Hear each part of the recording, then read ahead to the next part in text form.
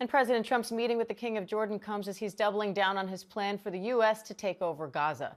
Trump has promised no soldiers by the U.S. would be needed, but he also says the Palestinian people would not have the right to return to their homeland and is threatening to withhold aid from Jordan and Egypt if they refuse to take them in.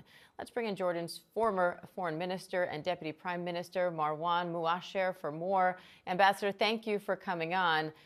Jordan has long been a home to Palestinian refugees. So what's your reaction to Trump's proposal that Jordan and Egypt take in those still in Gaza? Jordan is a country of 8 million people. It cannot take another 1 million Palestinians into the country, especially that it does not have any geographical borders with Gaza. This is not just an economic and security threat that Jordan cannot afford. It is also an existential threat, an identity issue for Jordan that cannot take in, as I said, another 15% of the population.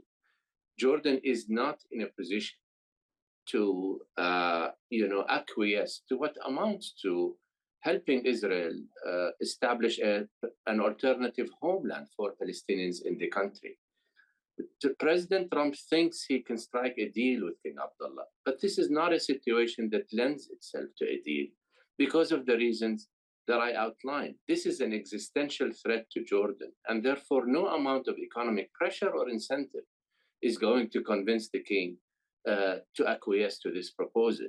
The king is going to have a very difficult meeting.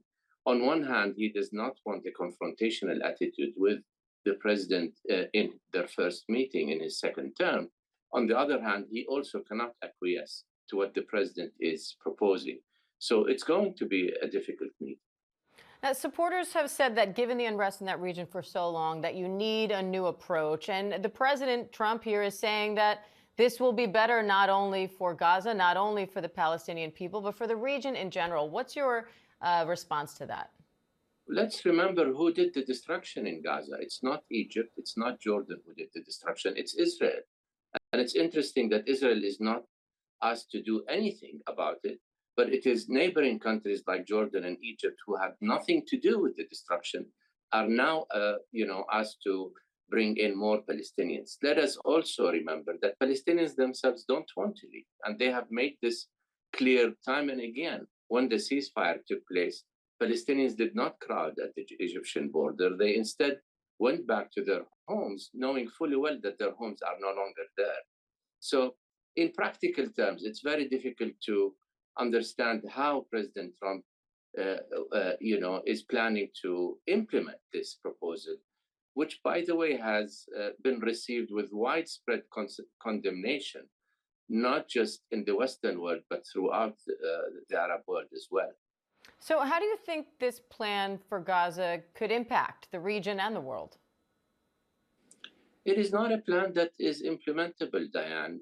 Let's remember Palestinians in Gaza are second or third time refugees.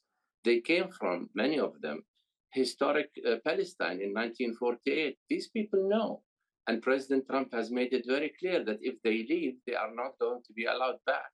So nobody wants to leave. I think this plan is totally unrealistic.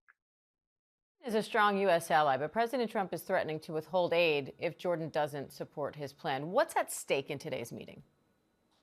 Look, aid is appreciated by Jordan. It has done a lot to aid the country. But economic aid, Diane, pales in comparison to the existential threat that faces Jordan should it acquiesce to such a deal. It is likely, in my view, that if aid is cut, and I still have my doubts about that it is going to be compensated by the Gulf. We have a meeting of Arab states at the end of the month. And I think that during that meeting, if aid is cut, I think it is likely that Arab states are going to cover it.